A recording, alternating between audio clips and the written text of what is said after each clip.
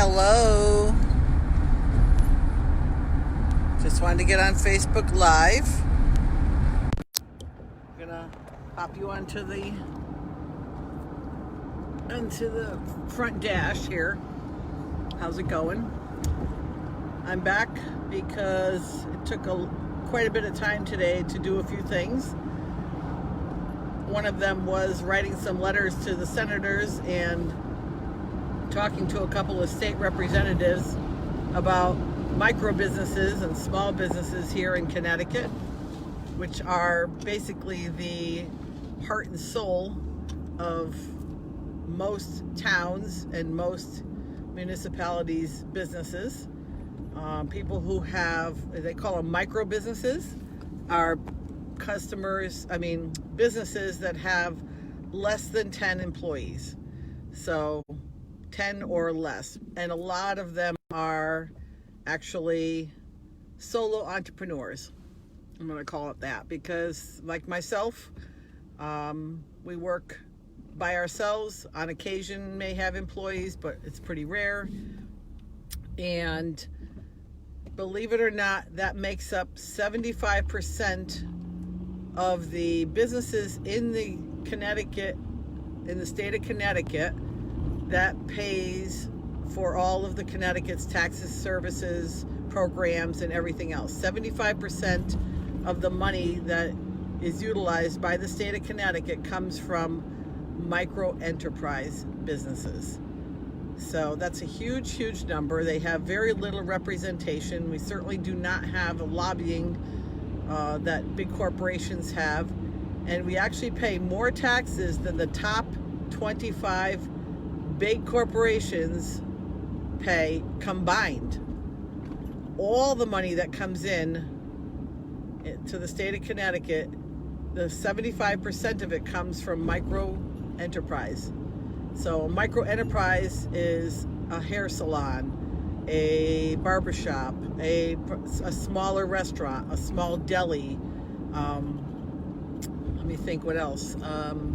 A garage, your local bakery, your local gas station. Most of these businesses all have less than 10 employees. That's the definition of a micro enterprise. But yet we pay the most taxes. And after talking with my accountant today, the funding that has been presented from federal on down into the local areas has all been addressed to what they call small businesses. And ironically, the definition of a small business from the Small Business Administration, the SBA, is any business under, I think it's 5 million or something like that in revenues, which is absolutely ludicrous because most of us have incomes that are under $500,000 or thereabouts. So the majority of that money goes to these big corporations that have lots of employees and lawyers and things like that can, get in there and get the funding first, and then nothing is left for the micro enterprise small businesses. And those small businesses are 95% of companies in the United States, actually. So we're talking about big discrepancies in where the funding goes and difficulty getting the funding to those small businesses. Because they don't have employees, we can't even sign up for unemployment insurance right now. They said it's supposed to be available soon, but it hasn't been available yet on the DOL website that I can find. So it's a difficult situation for a lot of small businesses in the United States and certainly here in Connecticut. And because we're so hard hit that all these businesses are required by law to be closed, that makes it even more difficult. So your local hairdresser, barbershop, some of these kinds of places, they're not even allowed to be open. And so far, there's been almost no funding available to them to carry them over or go forward with. So that's a really difficult place for a lot of these small businesses to be in, and I hope they will survive It's going to be very difficult, I think, for a lot of them that were running close to the edge in terms of their income to begin with. So I'm going to do what I can. I hope you will write letters as well to anybody you think will make a difference. I also sent one to Governor Lamont just before I left the house.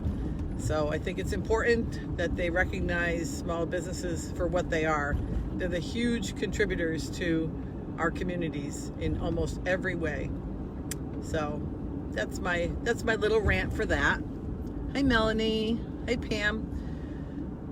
So back to the 30 habits for happiness. I'll get off my little rant for a moment. The 30 habits for happiness, number 8, and I did post them today. I don't know if they showed up on the news feed or in the story. I posted the first 8 earlier. Number 8 is judge less. Like, don't judge people. Now that one, I don't know about you, but I'm making judgments every single day, all the time, about every single thing. I mean, it's part of who we are as human beings is to make judgment calls on things. And one of the hardest things to do is to not judge somebody based on what they look like or their behavior or how they dress or what kind of car they drive or what kind of car they don't drive, maybe what kind of bicycle they ride on, their ethnicity, even their stature. We make judgment calls 24 hours a day. Well, I shouldn't say that. As many hours a day as you're awake and you see other people, or even watch TV for that matter, you're making judgment calls on all kinds of things continuously. So habit number 8 is to judge less. That's a tough one. I don't know if I'll ever reach a point where I don't do any judgment of anybody or somebody. It's probably impossible. But, it does say judge less. So maybe we can just think about that in terms of a habit for happiness, that if we do a little less judging of others and kept the focus on ourselves to be a better person, to be who we want to be, that would definitely increase our chances of having a little more happiness. So I'm going to go with that today. I think being non-judgmental is a very difficult thing, and certainly something that if I'm a little more aware of it, might be more helpful. But I found myself, today I had to do a couple things in a bank, and I looked around and, they had people that weren't even wearing masks that worked there, and then others that were. So I kind of thought, wow, what's that all about, So, and no gloves either. Sanitizer, they had sanitizer available, but no gloves. I went in with a mask and gloves. So, did I make a judgment call? Yes, I did.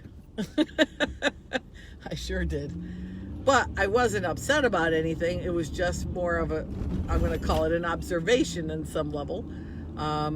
It wasn't anything that, bothered me to the point where I walked back out again. I did have to be there today or I wouldn't have gone. They attempted to do everything online and couldn't, and said the only way to resolve it is to come in. I had some papers that had to get signed, so I went in. So anyway, hey Lori. So I just think to myself that to be able to judge less is definitely something I want to strive for and to be aware of and to kind of keep in the forefront of my mind in every situation that I go into. So that's my my little talk for today, and I'm certainly super happy that it's a bright and sunny day, and heading over for dinner, bringing a few things myself to the house for our meal tonight. And I'm grateful for so many things, a lot of the people that are in my life, a lot of the people that, hey Cheryl, a lot of the people that enhance my life by being present to me. And some of you that are on there right now that I just waved to are those people. So you know who you are.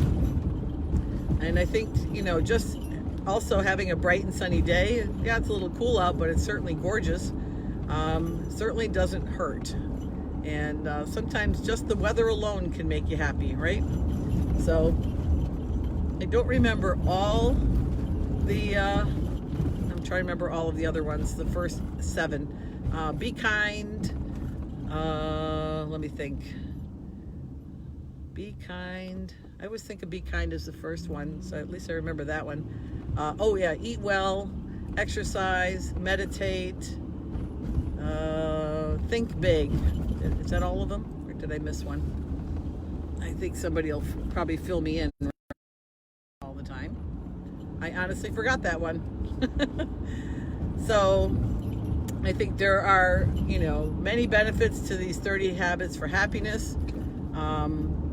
And are you going to be happy every day? Hell no. That is not realistic. Can you be happy every day? Absolutely.